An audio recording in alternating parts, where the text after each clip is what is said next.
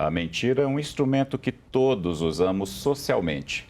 Mas existem pessoas que têm uma compulsão por mentir, os mitomaníacos.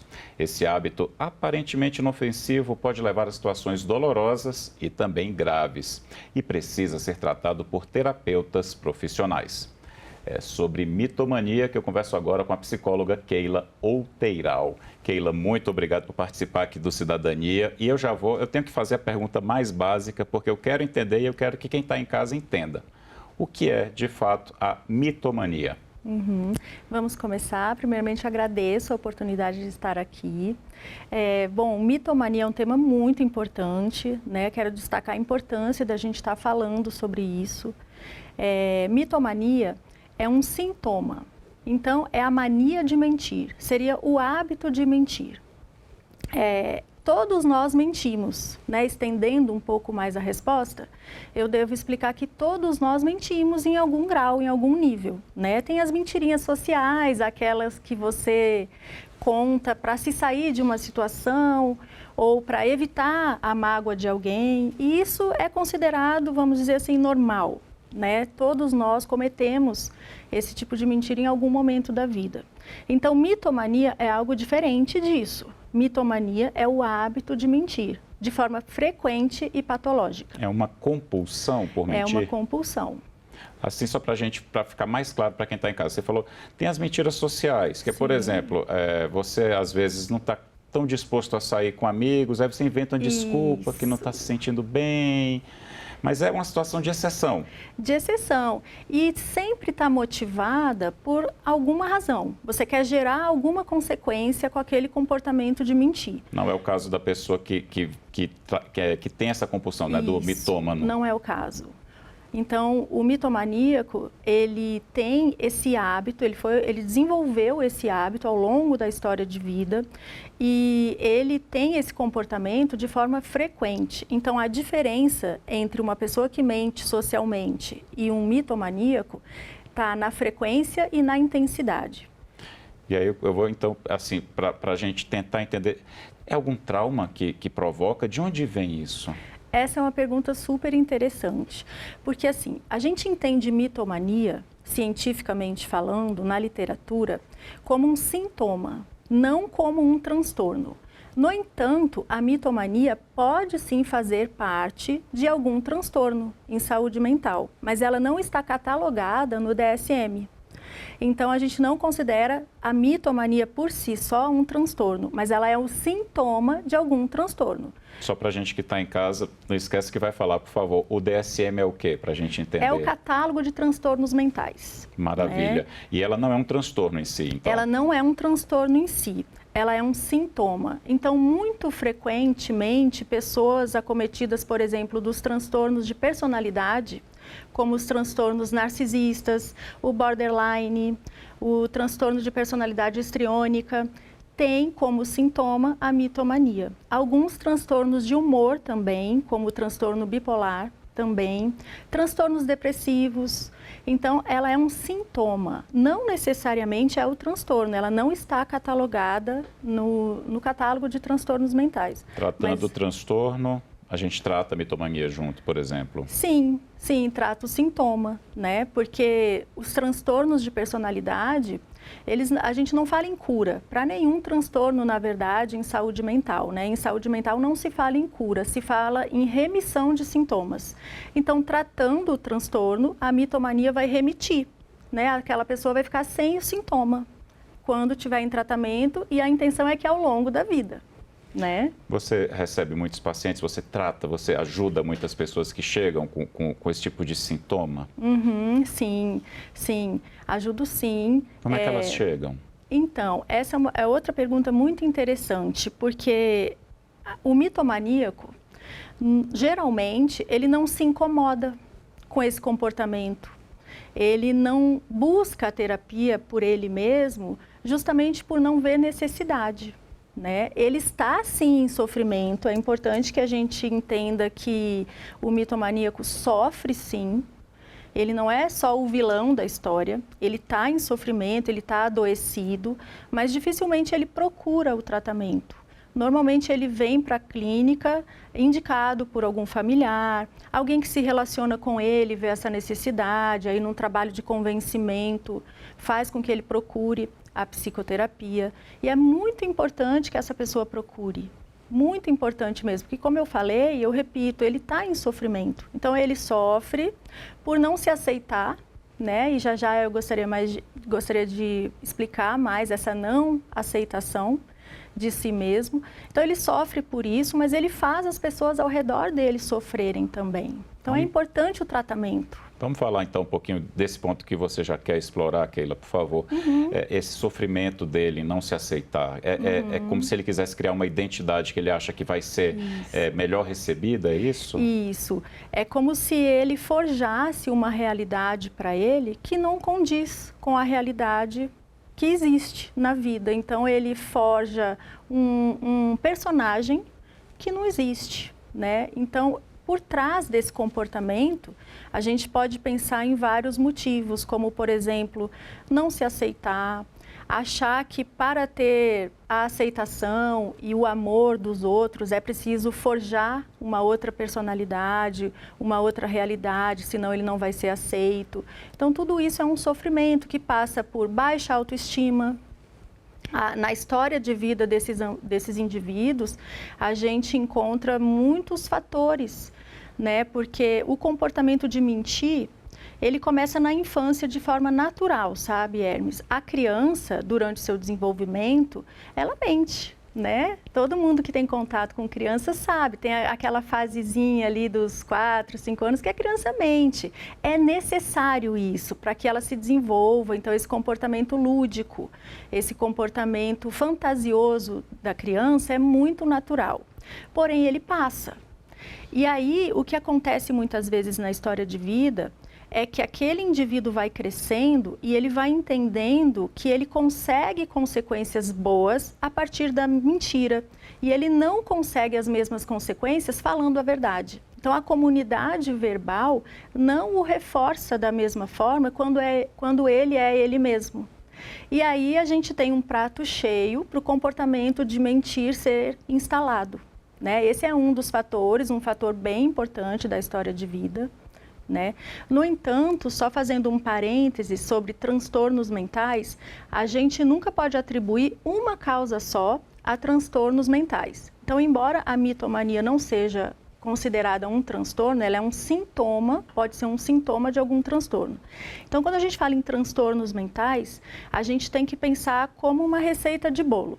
Quando você vai fazer um bolo, você coloca o fermento, a farinha, o leite, os ovos, e aí você mistura tudo, leva para o forno e pronto, o seu bolo está pronto. Diagnósticos em saúde mental funcionam da mesma forma.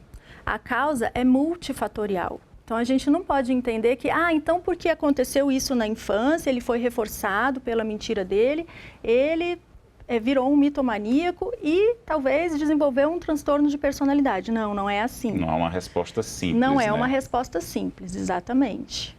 Keila, a gente vive um momento de grande força das redes sociais. E muita gente mostra o que quer ali. Sim. E muita gente mente. Isso reforça a mitomania, isso reforça essa tentativa de viver uma mentira para ter uma resposta positiva? Reforça, Hermes. Assim, as redes sociais, elas possibilitam que aquela pessoa não mostre a realidade, né? Que ela viva ali numa vitrine. Então, ela mostra os melhores momentos, ela não mostra o que acontece na vida dela e ela acaba gostando disso. Então, às vezes, ela tem dificuldade de se mostrar nas relações interpessoais da forma que ela é. Porque criou-se uma persona, né, que não existe, na verdade. Então, as redes sociais estão contribuindo, sim, para isso. A gente precisa ficar muito atento a isso, né? Então, as postagens, os filtros, os momentos que você coloca ali no seu Instagram, no seu Facebook, você precisa cuidar para ser você mesmo, né? Porque senão a vida te rouba isso, essa situação de rede social, especialmente pós-pandemia, as pessoas estão muito, né, online, muito nas redes, e isso não pode nos tirar de nós mesmos, né? A gente precisa manter essa preocupação de ser quem a gente é. e trabalhar para gostar disso, para aceitar a nossa história, para aceitar quem a gente é. Porque muitas vezes outra causa da mentira é quando a pessoa quer forjar uma aceitação, né? Às vezes até num relacionamento amoroso, num trabalho, e isso não é sustentável, concorda comigo? Ela não vai sustentar isso o resto da vida. Uma hora a casa cai. Né? Vou aproveitar esse gancho, tem dois ganchos aqui, mas eu vou primeiro nesse. Os riscos de não tratar esse sintoma, eu queria que você falasse um pouquinho, porque me parece uma coisa perigosa a médio prazo. Sim, sim. É um sofrimento para a própria pessoa e para as pessoas ao redor, né? Como eu disse. E os riscos de não tratar são vários, porque a pessoa pode piorar esse sintoma, ela pode se perder totalmente dela mesma, então ela perde as relações, as pessoas se afastam dela, às vezes ela perde trabalhos importantes, oportunidades importantes, justamente porque ela não está conseguindo se relacionar de forma honesta, minimamente honesta. Então é muito, muito perigoso. É preciso tratar, é preciso que quem se identifique com esse comportamento saiba que tem como buscar ajuda sem julgamento. Porque muitas vezes a pessoa não busca ajuda com medo de ser julgada. Só que na psicoterapia isso não existe, né? A gente está aqui para ajudar e a gente está aqui para entender aquela pessoa em toda a natureza dela. Nas circunstâncias dela. Nas circunstâncias, né? Então, é muito importante buscar o tratamento para preservar as relações interpessoais, o trabalho, o próprio conforto consigo mesmo. Ser quem se é a maior dádiva que tem. Concorda? É verdade, a gente só tem essa vida para a gente ser quem a gente é. Exatamente, a gente só tem essa vida para sermos quem nós somos, para ter essa autenticidade, assumir a nossa história, de onde viemos, quem somos, onde trabalhamos, nossa condição social, e todos nós somos lindos da forma que somos, não é verdade? Exatamente. A gente não precisa montar nenhum personagem para sermos amados. Vou pegar o outro gancho que eu tinha te falado, a gente estava falando de redes sociais. Recentemente foi muito divulgado, virou até série, a questão do golpista do Tinder, que ele criava uma persona para aplicar, né, no Tinder, para aplicar golpes em mulheres. A gente pode dizer que ele era mitômano ou é uma coisa completamente diferente, a pessoa que usa da mentira para aplicar golpes? Sim, a gente pode dizer que ele tinha esse sintoma, mas eu não vi a pessoa, então eu não posso diagnosticar aqui. Mas é possível, existe a probabilidade, existe a chance de que tenha aí um transtorno mental envolvido também, né? Perfeito. E com relação você falou rapidamente, agora eu vou explorar um pouquinho sobre isso, Keila. Como as pessoas chegam no consultório? Como é que elas chegam para serem atendidas? Não precisa dizer nome, claro, mas assim, elas assumem de cara, olha, eu minto, eu não consigo parar, eu não sei o que fazer, ou elas tentam negar. Como é que elas chegam no consultório? Em primeiro lugar, o mitomaníaco, ele quase não vem por ele mesmo.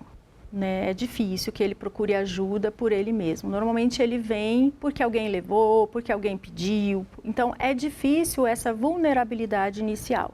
Mas o que acontece na psicoterapia? Há o estabelecimento de um vínculo muito grande entre o psicólogo e o paciente.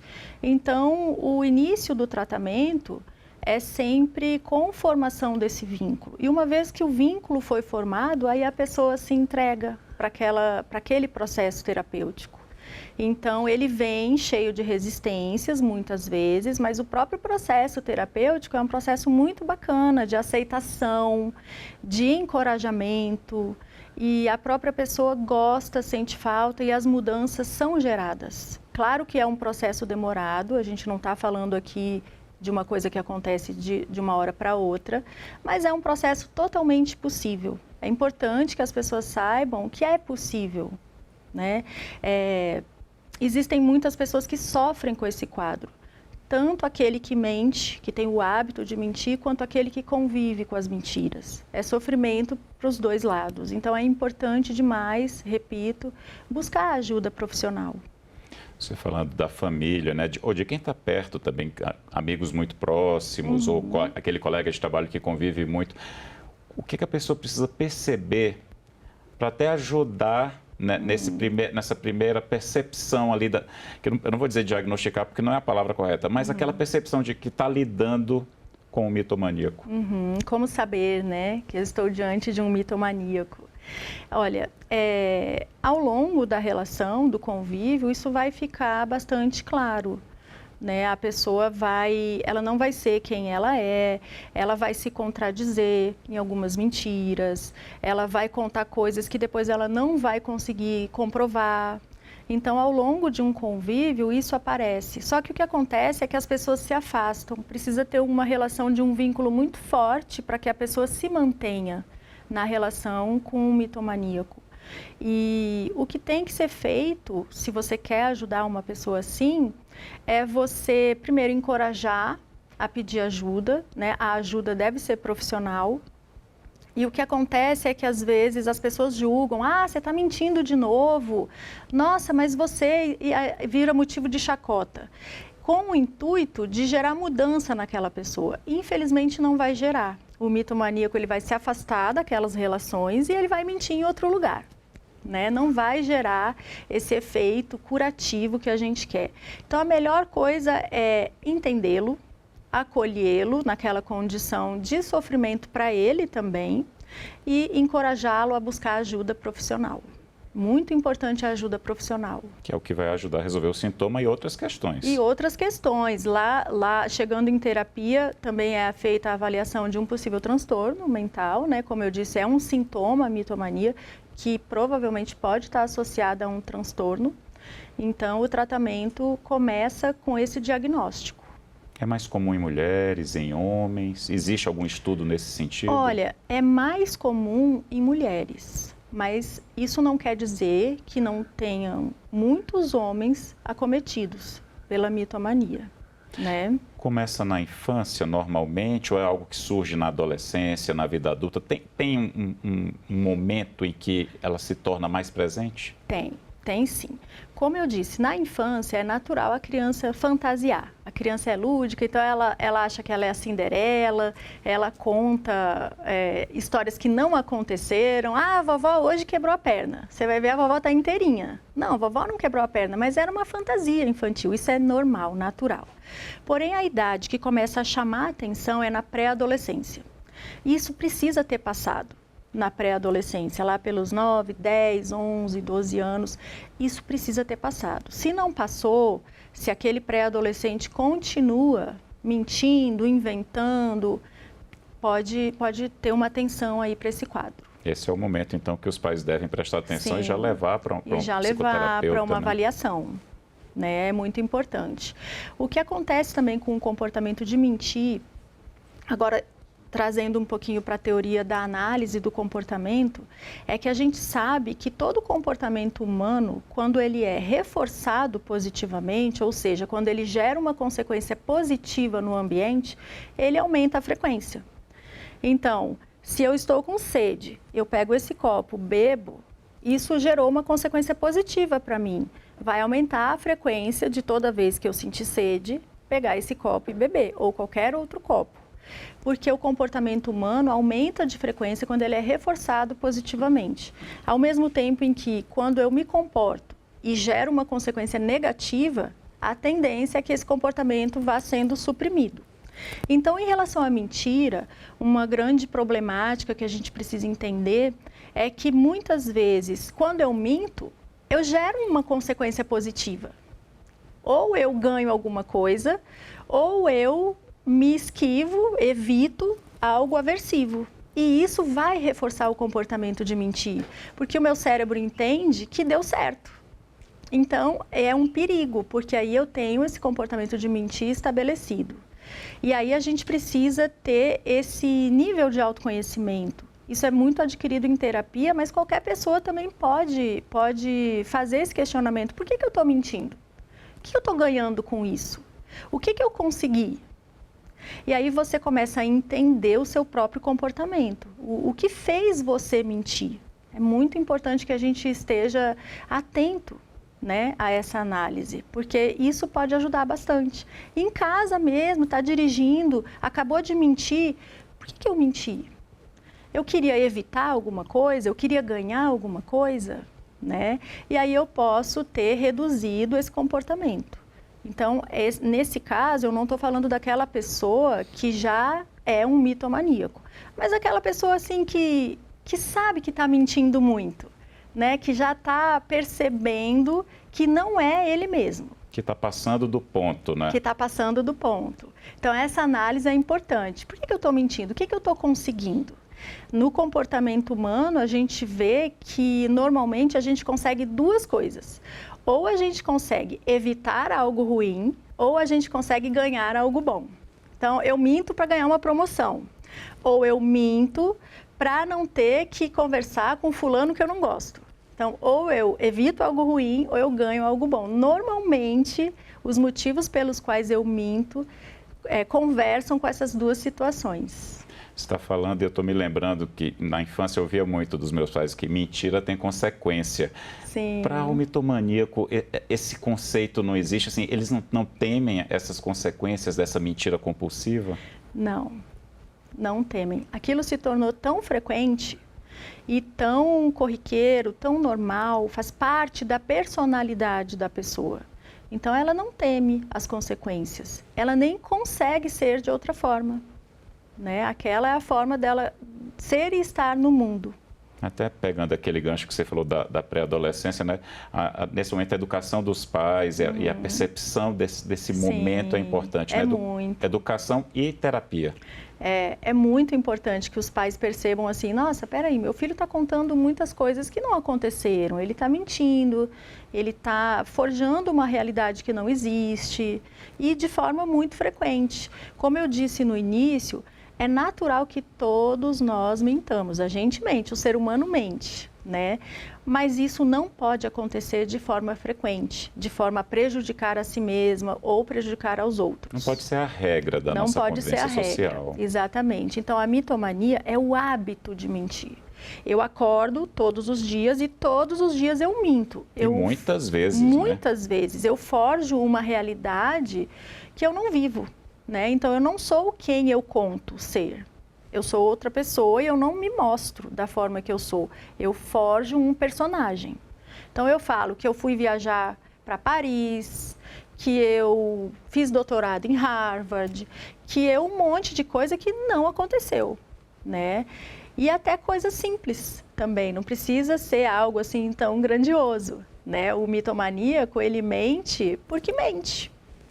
Às vezes não tem uma função tão explícita, né? Às vezes a própria mentira é o próprio reforço do comportamento. Se torna parte da identidade da pessoa. Se torna parte da personalidade. Se torna, por isso é uma coisa perigosa. É um sintoma, na verdade. Quando a pessoa se liberta dessa parte da personalidade durante a terapia, como é que ela reage? O que é que ela te diz? Olha, é um processo muito bonito, porque para você tratar esse sintoma, você precisa passar por uma aceitação de si mesmo, né? Você precisa perceber que você não precisa forjar uma outra personalidade, que a sua personalidade basta, que a sua personalidade é aceitável, é digna de ser amada, é digna de ser admirada, do jeitinho que é, e você não precisa forjar outra pessoa para ser aceito. Então é um processo muito bonito, difícil, mas totalmente possível. Como eu disse, se tiver um transtorno envolvido, não existe cura, existe remissão de sintomas. Então, a gente vai remitir o sintoma, que é a mitomania. Né? Antes da gente encerrar, eu queria que você falasse, para quem está assistindo a gente, seja pela TV, seja pelo canal da TV no YouTube, pela internet, o que você diria para um pai, uma mãe que está percebendo esse comportamento já fora da idade adequada, fora da idade lúdica, ou um marido ou uma esposa que está percebendo, o que você diria para essa pessoa ajudar quem está ali tão perto e que está desenvolvendo essa compulsão? Sim, eu diria em primeiro lugar que é uma situação preocupante, realmente não é à toa que você está preocupado, se é que você está passando por isso, é uma situação séria, é uma situação que merece atenção. Então, em primeiro lugar, é identificar, né, perceber, se for necessário até contabilizar quantas vezes essa pessoa mentiu, o que falou, quantas vezes na semana, para você ter assim um embasamento. E aí, se você realmente perceber que está com muita frequência, procura ajuda profissional, procura um psicólogo. Porque se houver necessidade, o psicólogo vai encaminhar para outros profissionais, como por exemplo, o psiquiatra. Então é muito importante procurar ajuda profissional.